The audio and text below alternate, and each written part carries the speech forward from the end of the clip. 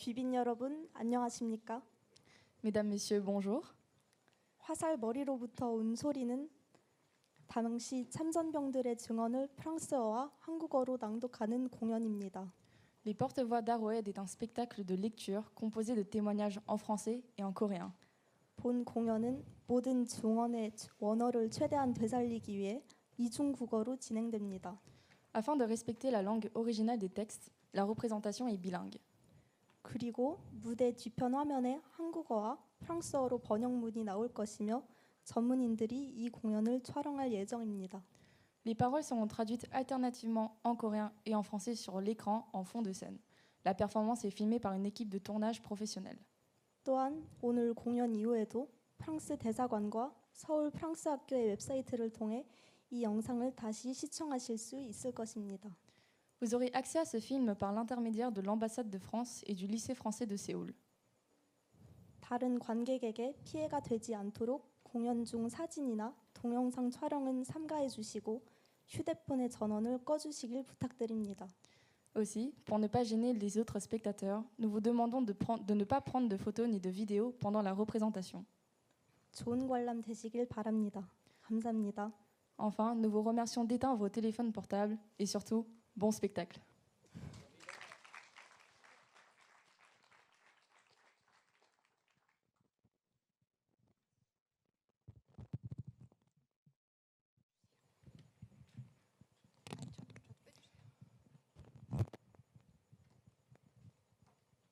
Mesdames, Messieurs, un certain nombre de faits se sont penchés sur le spectacle pour lui donner vie. En premier lieu, M. Thoiron, qui a autorisé, accepté ce projet, puis le War Memorial qui nous prête ce lieu magnifique. 안녕하십니까. 오늘 이 공연이 막을 올리기까지 수많은 분들의 도움의 손길이 있었습니다. 우선 흔쾌히 이 프로젝트를 맡아주신 서울프랑스학교 교장 선생님께 감사를 드리고 이렇게 훌륭한 장소를 제공해주신 전쟁기념관 측에 깊은 감사의 말씀을 드립니다. Cette création de Lucille Chastre bénéficie du soutien financier de la direction de la mémoire, de la culture et des archives du ministère français des Armées, qui permet de procéder aux captures de sons et d'images. Les traductions sont de Cailledon, l'interprète de la mission de défense. L'établissement de communication et de production audiovisuelle de la défense, CPAD, Jean-François Pelletier, Louisette Breuil, Vincent Fauvel-Champion ont mis à disposition des fonds iconographiques pour certains inédits. 오늘 공연은 루실 샤스트가 기획을 했습니다. 그리고 오늘 촬영은 프랑스 국방부 산하기관인 추모문화기록보관처의 재정 지원으로 이루어지게 됐습니다. 그리고 번역은 주한 프랑스 대사관 번역관이 맡았고요. 이미지는 정 프랑스와 펠티에, 루이 브로이, 방성 포베 샴피옹 그리고 프랑스 국방부 영상 홍보처 ECPAD의 이미지를 사용했습니다. Jean-François Pelletier a assuré la supervision historique des porte-voix d'Arrowhead. Les témoignages ont été transmis par Louisette Breuil, Vincent Fauvel-Champion, Jean-François Pelletier, Serge Tignerès et Roger Quintard, par l'intermédiaire du colonel Alanas. 정 프랑스와 펠티에가 화살무리부터 온 소리 역사적인 고증을 맡았습니다. 그리고 루이zet브로이, 방성 포벨 샴피옹, 정-프랑스와 펠티에, 세르게 티네레스와 그리고 로제 깡타르의 증언은 알라나스 대성을 통해서 전달이 되었습니다. Dans quelques instants, vos fils et vos filles, pas encore citoyens, mais déjà engagés, vont redonner vie à l'histoire en portant les voix de ceux qui se sont battus en 1952 à Arrowhead. À l'issue de cette représentation, je voudrais que nous nous rappelions tout simplement la valeur inestimable de ces trois mots, liberté, égalité et fraternité. 네, 잠시 후에 이제 아직 성인은 아니지만 우리 학생들이 1952년 10월에 있었던 화살무리 고지 전투에서 싸운 사람들의 목소리를 전달을 하며 역사의 새로운 숨결을 불어 넣을 것입니다. 이번 공연을 마칠 때 저희가 자유평등 박애라는 그런 헤아릴 수 없는 가치를 지닌 다음에 그 아래 세 단어를 저희가 모두 기억했으면 좋겠다는 그런 작은 바람을 가져봅니다. Liberté, les hommes dont vous entendrez les voix étaient tous volontaires. 우선 자유라는 가치죠. 여러분들이 잠시 후에 듣게 될 그 증언을 듣게 될 사람들은 모두 한국전에 자원병으로 참전한 사람들이었습니다. Ils ont fait un choix en conscience, celui de risquer leur vie pour défendre et transmettre au peuple coréen ce bien le plus sacré qu'est la liberté. 그들은 그 거리낌 없는 그런 선택을 했습니다. 자유라는 가장 신성한 선물, 신성한 재산을 한국인들에게 전달하기 위해서, 선사하기 위해서 목숨을 걸고 싸우러 온 것입니다.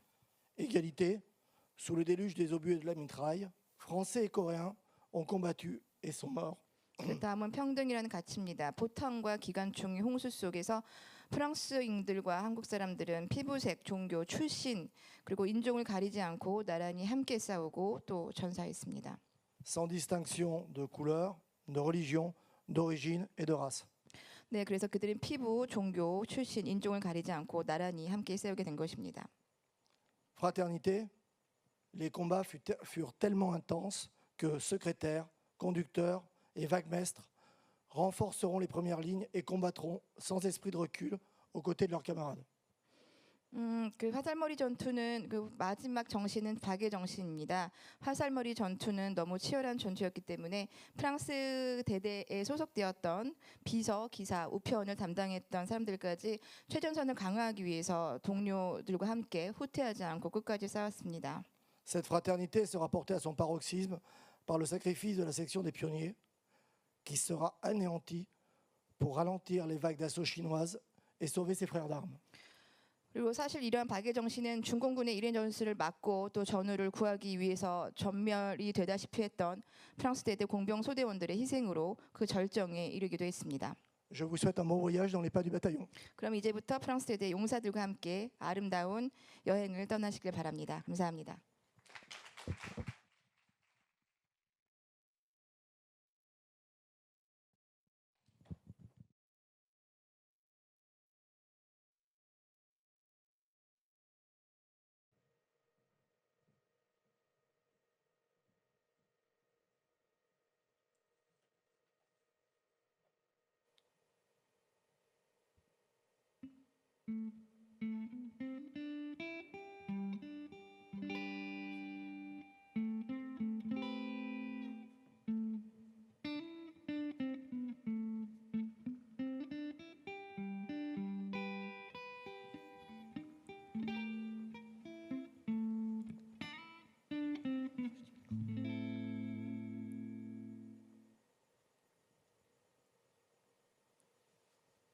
On n'avait qu'un espoir, nous, les gosses de l'assistance publique, c'est qu'à 18 ans, on avait le droit de s'engager. Alors tous, on s'engageait. Moi, je me suis engagé pour l'Indochine. Et on nous a pris à part. Vous et vous irez en Corée. Voilà comment je suis devenu volontaire pour la Corée. J'avais 19 ans. J'avais 19 ans. Les faits que rapporte le sergent Michel Oswald remontent à l'automne 1951. Un an plus tôt, en juin 1950, la Corée du Nord, soutenue par son allié chinois, a attaqué la Corée du Sud. Pour la défendre, des soldats de 16 pays, de tous les continents, se sont engagés sous le drapeau des Nations Unies. La France intervient avec un bataillon intégré à la 2e division d'infanterie américaine. Le sergent Michel Oswald et 532 autres soldats français arrivent en renfort le 30 décembre 1951. Ces volontaires sont fiers de porter sur leur béret l'insigne bleu, blanc, rouge du bataillon français, avec l'acronyme ONU en lettres d'or, et sur leur manche, l'Indian Head, l'écusson de la 2e division de l'infanterie américaine. Des soldats sud-coréens ont été incorporés parmi ces rangs tricolores, ce qui fait que le bataillon français de l'ONU, BF-ONU ou BUF-ONU comme il disait, est une unité de combat franco-coréenne, la seule unité binationale de l'armée onusienne. En octobre 1952, à 90 km du nord de Séoul, ces soldats français et coréens vont participer à une des batailles les plus mémorables de l'histoire de la guerre de Corée, Arrowhead. Début octobre, des rumeurs circulent. Les Chinois envisageraient une attaque importante. Elle est confirmée par l'interrogatoire d'un officier nord-coréen déserteur qui a même précisé le jour de l'attaque. Ce sera le 6. L'ennemi veut reprendre la ville de Séoul, qui, pour le monde communiste, représente un objectif essentiel. Ce serait le début de la victoire totale, les Coréens du Nord n'ayant pas renoncé à leur volonté d'imposer leur régime à la totalité de la péninsule. Le bataillon est en place. J'ai eu la chance d'être affecté à la première compagnie qui occupe la position la plus avancée. C'est elle qui va recevoir le gros de l'attaque ennemie. Il s'agit d'un mouvement de terrain appelé Arrowhead. Une rivière qui serpente au sud de la position fait qu'Arrowhead se trouve sur une position avancée et représente pour l'ennemi un verrou qu'il est nécessaire de briser pour s'élancer vers Séoul. Une section occupe un mamelon situé à une centaine de mètres en avant, en position d'avant-poste. Il s'agit de la section pionnier. Composée de combattants émérites et particulièrement expérimentés, cette petite unité est réputée pour son audace. Elle est commandée par le lieutenant Perron. 7 heures du matin, le 6 octobre. J'occupe avec mes 54 hommes une petite crête en avant-poste, immédiatement au nord de 281, face aux premières lignes de tranchées chinoises, dont les plus proches sont à 600 mètres. Les renseignements sont les suivants. Nous devons subir une attaque de division chinoise qui se concentrera à la limite de la 2e division US et de la 9e division ROC. Nous sommes à la charnière. Le bataillon français aura l'honneur de recevoir à lui seul un régiment. 13 heures. Violente explosion à quelques mètres. Poussière et fumée envahissent mon poste de commandement. D'autres explosions. À gauche, à droite, partout. Je pense à ma mission. Tenir sans esprit de recul. Si je lâche, la contre-attaque qui suivra pour reprendre ce piton nous coûtera de 1 à 2 bataillons. Avec mes 50 pionniers, je me sens responsable de ces centaines de vies humaines. Il faut donc tenir jusqu'au bout. Un orage d'acier tombe sur nos positions et sur celle de la division sud-coréenne, qui est à notre droite, sur Whitehorse. Nous apprenons par le QG que nous sommes placés sous le plus violent bombardement de toute la guerre de Corée. Des projectiles de tout calibre s'abattent sur l'ensemble du bataillon. Toutes les compagnies subissent ce déluge d'obus. Nos tranchées ne nous protègent plus. Les réseaux de barbelés sont déchiquetés et, plus grave, la plupart des bunkers sont à demi démolis. Nous avons des tués et beaucoup de blessés que les infirmiers éprouvent les pires difficultés à soigner. Vers 18 heures, subitement, les tirs s'arrêtent. Boudinot m'arrache soudain à mes réflexions. Mon lieutenant, les Chinois. Et sans attendre, il lâche ses premières rafales. C'est l'assaut. Des centaines de combattants ennemis se précipitent vers nos positions, en courant, hurlant et brandissant des drapeaux rouges. Ils sont encouragés par des commissaires politiques qui, le revolver à la main, ne tolèrent aucun fléchissement. Nous nous défendons. Nous tirons en usant de toutes les armes. Sur ordre, je fais tirer les mortiers et l'officier américain d'artillerie fait de même.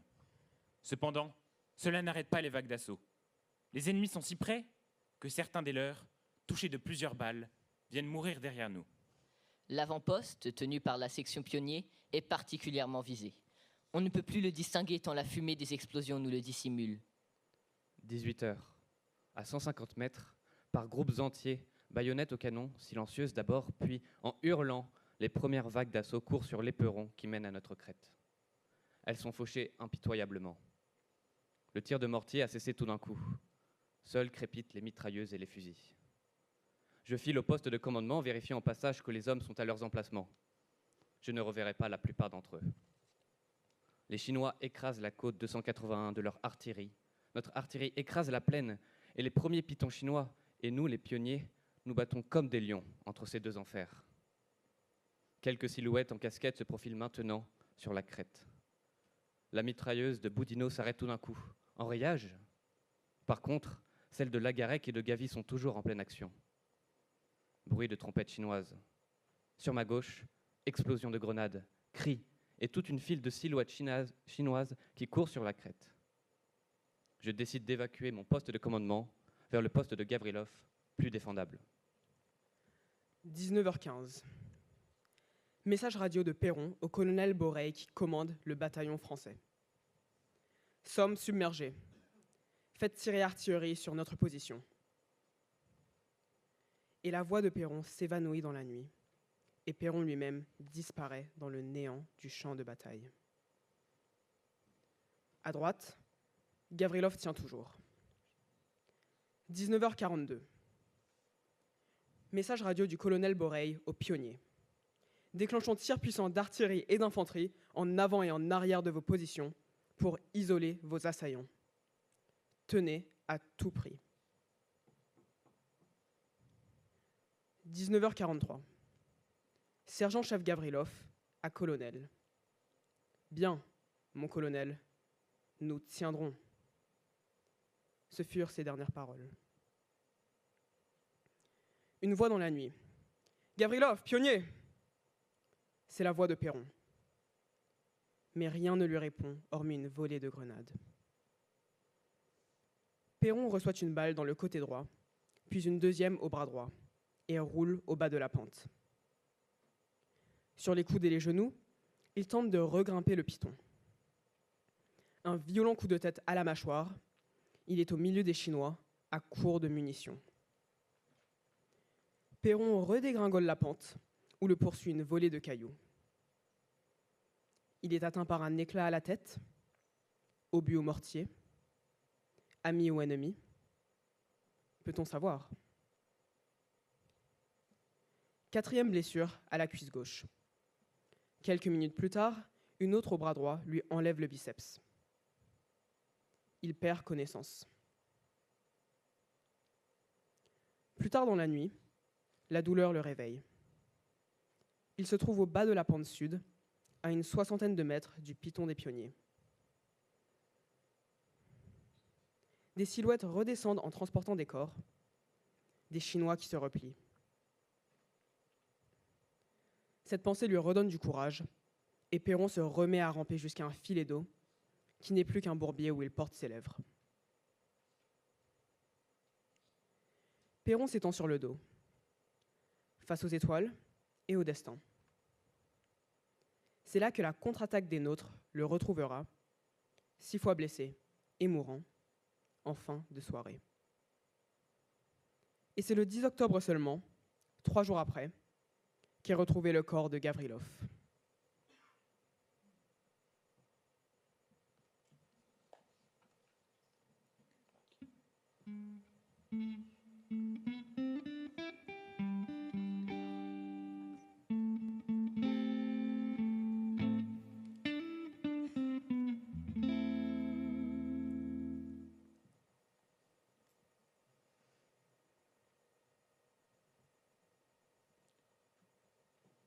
Je dois ici parler de la peur. La perspective de mourir au combat ou de devenir prisonnier se précise, et il est normal qu'elle nous préoccupe. Je ne peux pas dire qu'un sentiment de panique m'envahisse, mais, très conscient du risque qui pèse sur nous, je pense à l'avenir. Vais-je finir ma vie ici? Je suis, comme mes camarades, soucieux de mon devenir. Je crois que le fait de n'être pas seul, de voir mes compagnons dans la même situation que moi, me permet d'échapper à l'affolement. Ainsi, je n'ai donc pas véritablement peur, et j'apprends une nouvelle fois que l'on peut échapper à ce tourment. Cette expérience m'a été utile toute la vie.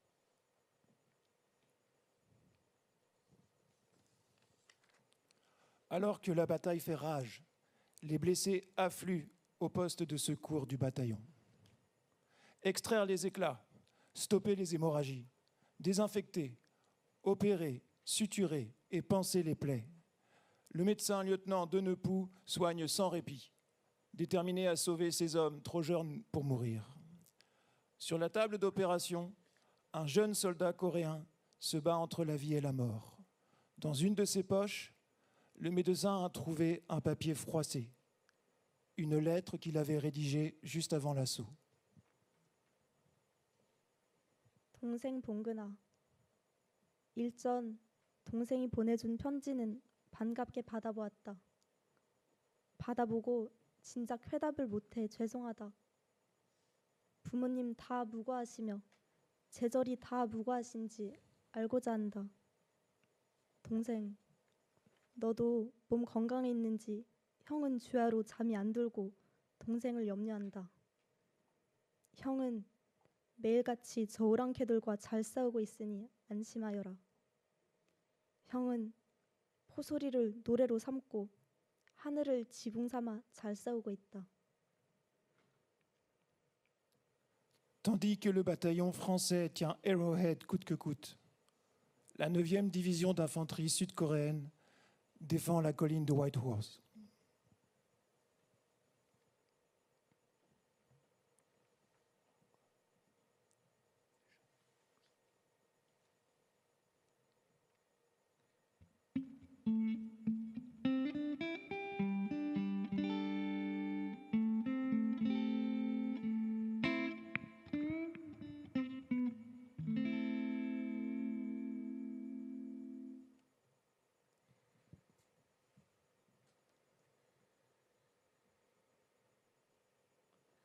Toute la nuit du 7 au 8 octobre, noyés sous le nombre des assaillants qui ont réussi à atteindre leurs tranchées, les Coréens contre-attaquent et reprennent leur position pour la reperdre 1 heure après.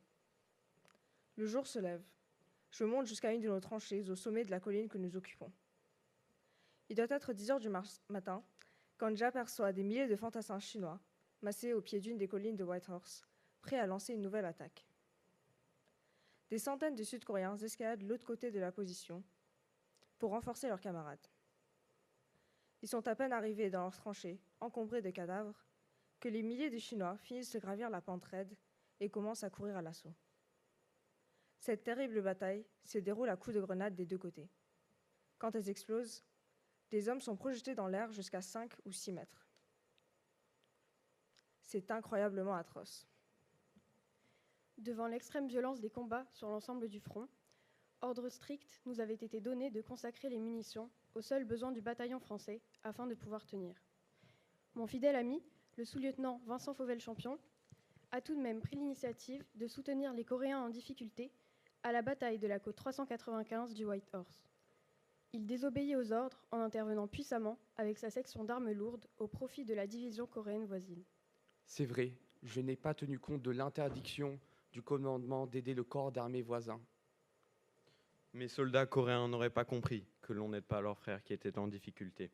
Leur position, sur 395, avait été coiffée à plusieurs reprises par l'attaque chinoise. Et ma position latérale était tout à fait exceptionnelle pour intervenir efficacement. Sous nos rafales d'obus, les Chinois redévalent le glacis.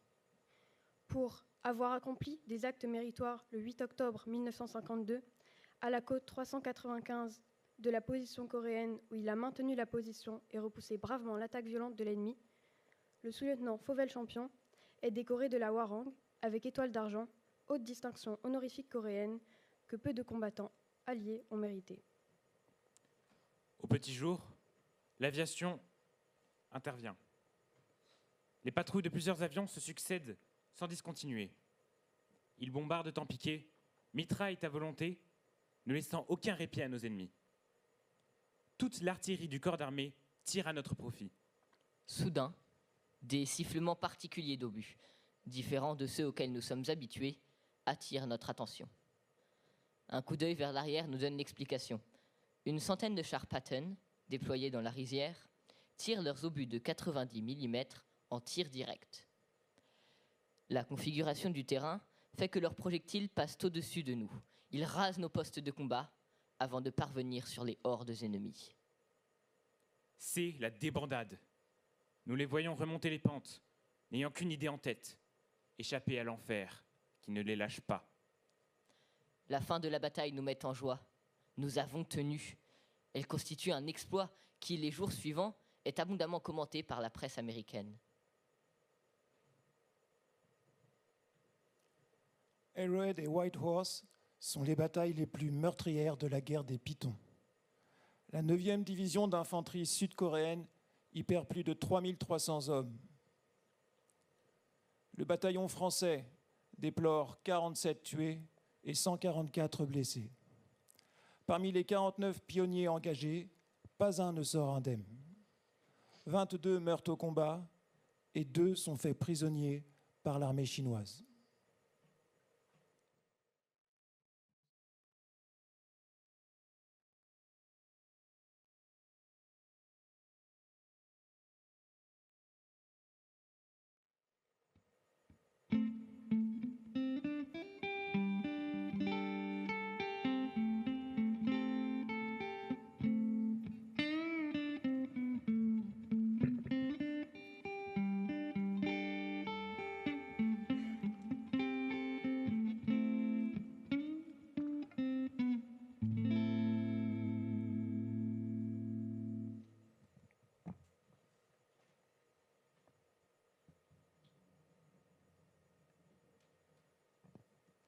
5 novembre 1952. Mon cher Victor, un petit mot en vitesse pour accuser réception de ta lettre et aussi pour te dire que je suis toujours de ce monde, du moins à la date de cette lettre. Tu as dû lire des récits extravagants sur la Corée. Je crois que la presse parle de nous et sait amplifier le détail qui fait frémir le lecteur. Le résultat de tout ce bruit est que tu reçois en retour un courrier affolé, angoissé, ce qui n'est pas drôle du tout. Je t'écris en ce moment dans le blocos qui me sert de poste de commandement. Il est tard, mon adjoint dort, enveloppé dans son voluptueux sac arctique. Le chef de pièce qui monte la garde au bigophone est assis dans son coin.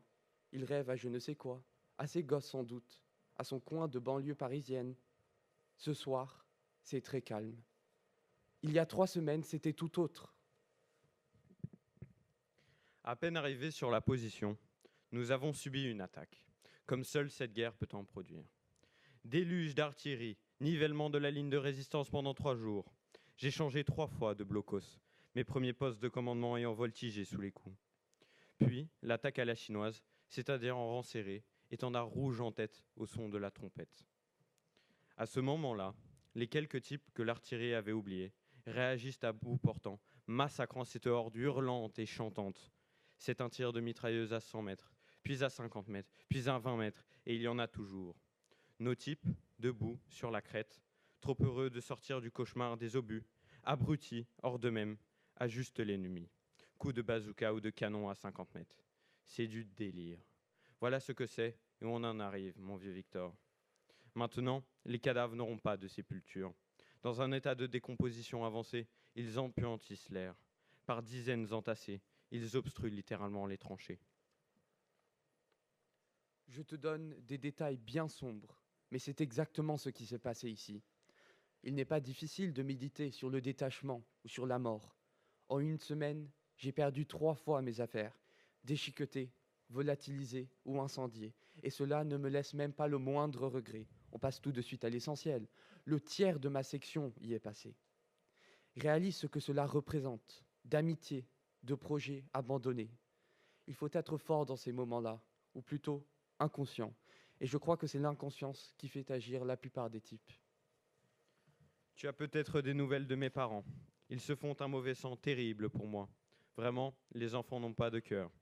Car je sais que tant que je serai ici, maman ne vivra pas. Bonjour à tous. Dis-leur que je ne les oublie pas. À bientôt de tes nouvelles, mon cher Victor. Bien cordialement, Vincent. Vincent. 화살머리 고지를 지키기 위해 밤새도록 치열한 전투를 벌였던 기억이 나는구나. 전투를 치르고 나면 전우들의 모습이 하나, 둘 보이지 않았지. 전우들의 시신을 직접 수습하던 때를 생각하면 아직도 가슴이 미어지는구나. 어느 날인가는 치열한 전투를 벌이고 나서 자리를 비운 사이 포탄이 떨어져 우리 전우들을 한꺼번에 잃은 날이 있었지. 어떤 이는 머리가 없고 어떤 이는 다리가 없고 누군가는 배가 터져 알아볼 수조차 없었다. 그날만 생각하면 너희들을 다시 볼 수 없다는 생각에 눈물이 나고 잠을 이룰 수가 없었구나.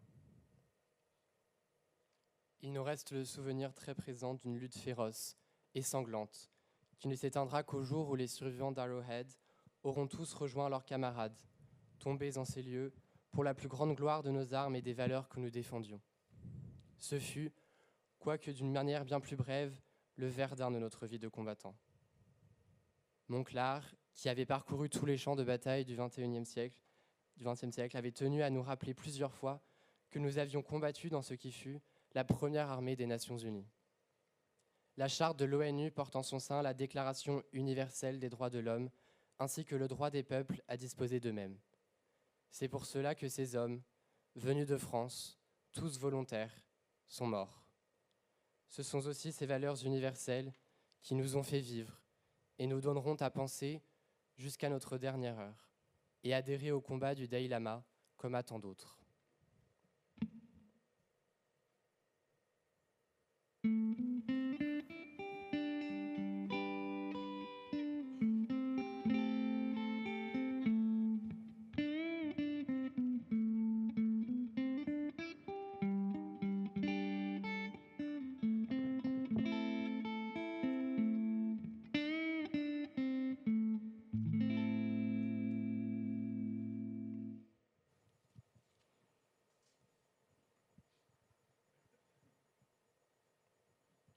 70 ans se sont écoulés depuis la signature de l'armistice le 27 juillet 1953 à 22 heures.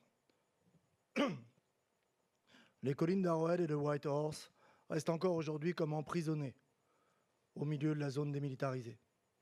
La végétation a recouvert le champ de bataille, ainsi que les corps des soldats portés disparus.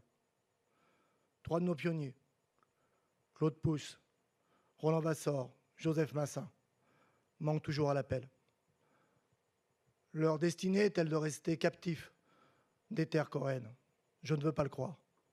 Le MACRI, une agence du ministère de la Défense coréen, a pour mission de retrouver les corps des soldats portés disparus et de leur redonner un nom. Ils ont mené des investigations sur les sites d'Arrowhead et de Whitehorse. À l'ambassade de France, nous suivons leurs investigations avec beaucoup d'attention. Ces gamins, tombés pour une guerre oubliée, n'ont que nous pour porter leur voix et faire résonner leur nom. Et ça, nous ne l'oublions pas. 악천 후에도 불구하고 유해 발굴 작업은 계속됩니다. 지금까지 수많은 유해가 발견되었습니다. 지하 벙커 혹은 프랑스군 최정예 점사들이 점령한 능선에서 발견된 중공군 시체들 그리고 1m가 조금 넘는 깊이에서 발견된 바로 이 유해처럼 말입니다. 이 유해는 실종된 프랑스군 3명 중 1명의 유해일까요?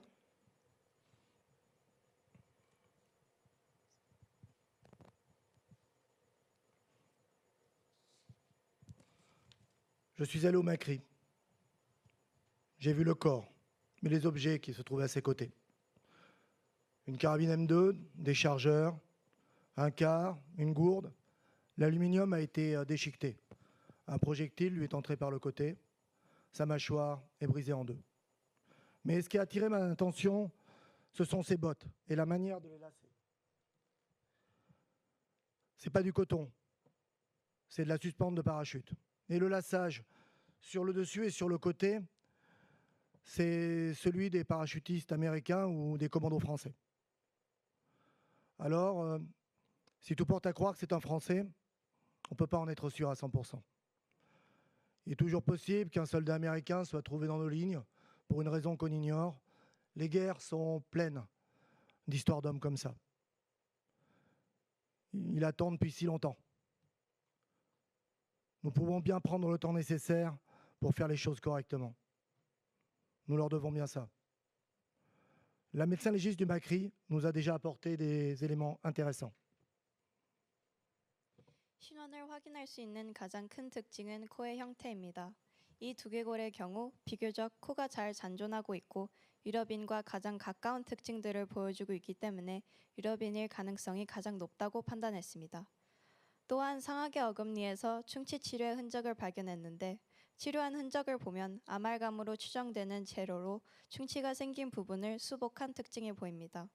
이런 특징은 한국 전쟁이 있었던 1900년 50년대 같은 경우 중국, 한국, 일본 같은 아시아 국가들에서는 거의 찾아볼 수 없는 치과술로서 당시에는 유럽이나 북미 국가에서 많이 사용되던 치과술입니다. 따라서 이런 특징들을 보았을 때 아마도 이분은 유엔군호를 참전한 유럽인인 가능성이 가장 높을 것이라고 판단했습니다. 이 유해 신원을 확인할 방법으로는 개인을 특정할 수 있는 방법 중 가장 강력하고 명확한 검사인 DNA 검사가 있습니다. 이 유해의 경우 상악과 하악, 거의 대부분의 치아가 남아있는데 치아가 맹출되고 닳고 특정 부분이 고장나는 건 개인마다 모두 다르기 때문에 치과 기록이 있으면 사람을 판별하고 신원을 확인하는 데 굉장히 큰 도움이 됩니다. Au printemps 2022, la mission de défense de l'ambassade de France en Corée a transmis au MACRI le dossier dentaire de Roland Vassor. Les médecins légistes du MACRI ont conclu que le corps n'était pas celui de Roland Vassor. Les analyses ADN ont démontré qu'il ne s'agissait pas non plus de Joseph Massin. Reste le sergent Pousse. L'analyse de son ADN prendra plus de temps car nous avons dû demander l'exhumation de sa mère. Nous sommes donc dans l'attente des résultats. Mais j'ai l'espoir que nous puissions redonner un nom à ce soldat et une sépulture digne d'un soldat de France. Mon espoir tient un fil, mais ce fil est aussi solide que la suspente d'un parachute.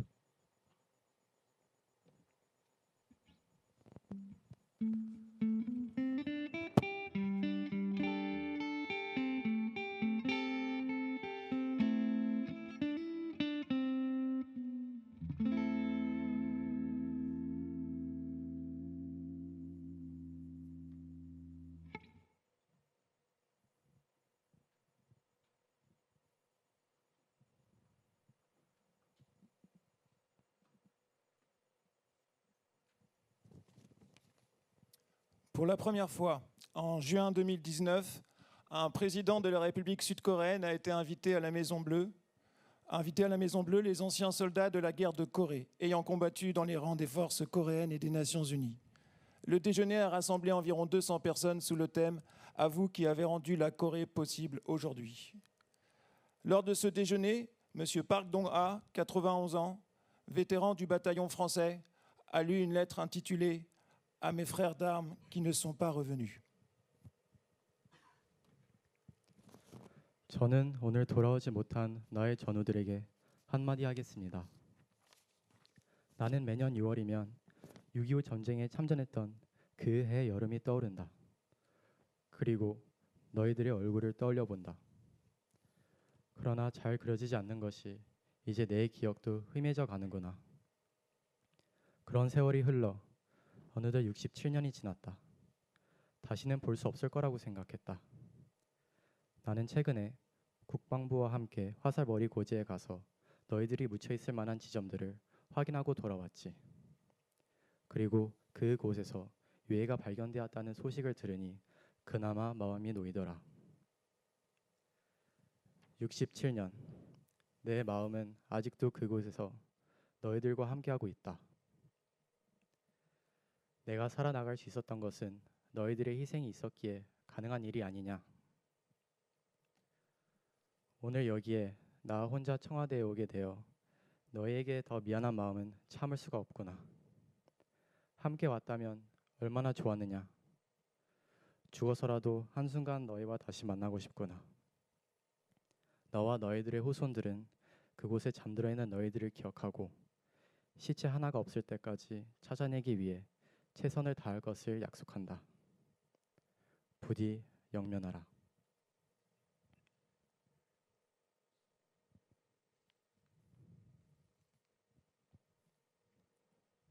Au poète Charles Péguy, qui fut tué d'une balle, au front, le 5 septembre 1914 à Villeroy, je demande conclusion de cette allocution. Heureux les grands vainqueurs, paix aux hommes de guerre, qu'ils soient ensevelis dans un dernier silence.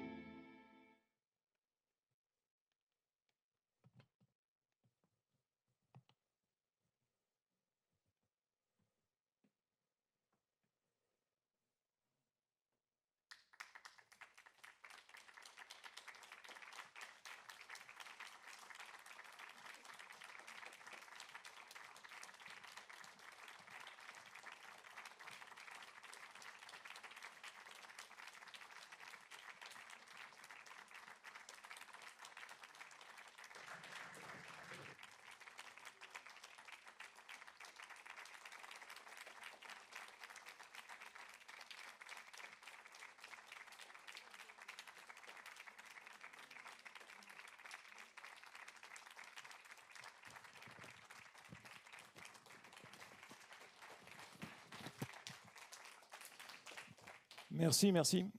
Je remets mes lunettes, pardonnez-moi.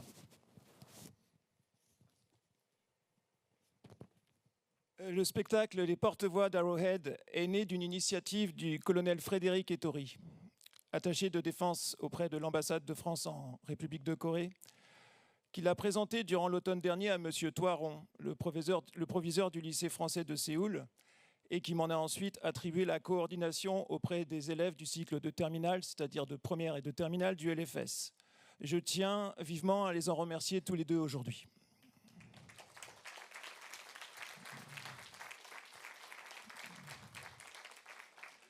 Un grand merci également aux autres membres de la mission de défense de l'ambassade de France qui ont permis cette création.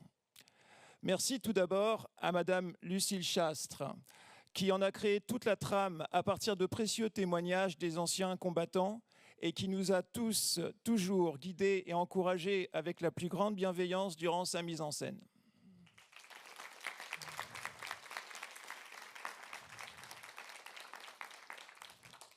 Merci à Madame Kaidong-byun, traductrice et interprète de la mission de défense, pour son travail renouvelé de traduction au fur et à mesure de la constitution sans cesse changeante des textes écrits pour le spectacle.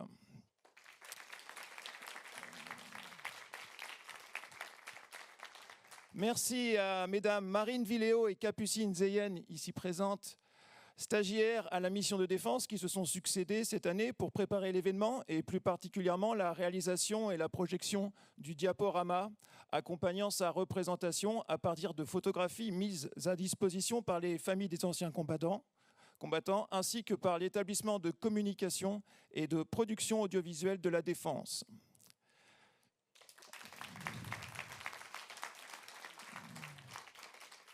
Parmi les autres membres de la communauté éducative du lycée français de Séoul, merci à M. Fabien Leroy, professeur d'histoire-géographie, qui a généreusement pris un peu de temps sur son programme d'histoire déjà chargé pour présenter aux élèves de première l'engagement des soldats français ayant servi sous la bannière de l'ONU durant la guerre de Corée.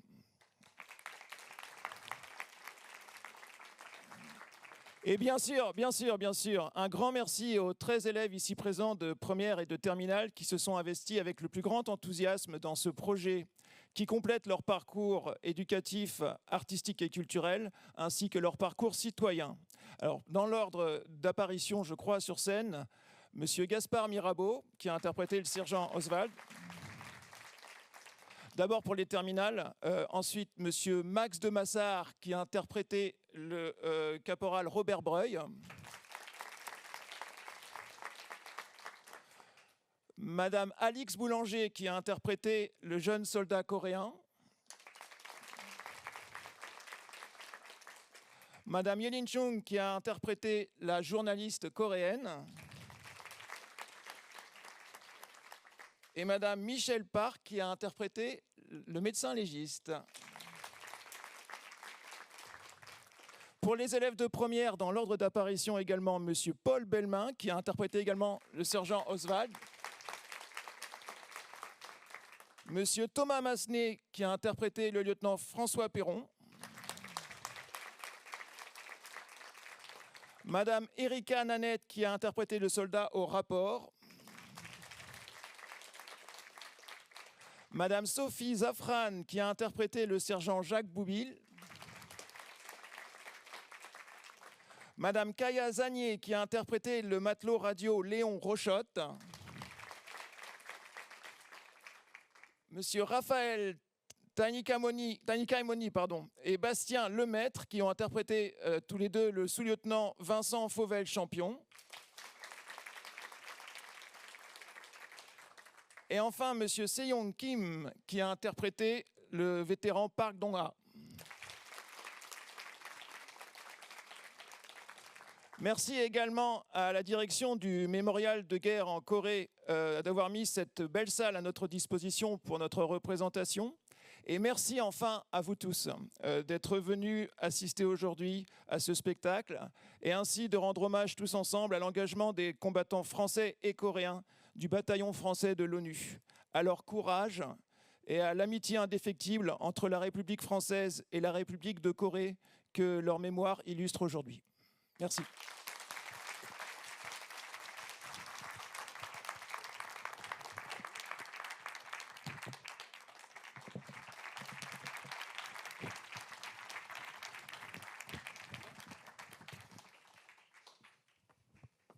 Euh, et un grand merci à notre professeur de philosophie et de français, Monsieur Zaccaro, pour nous avoir aussi accompagnés dans ce projet.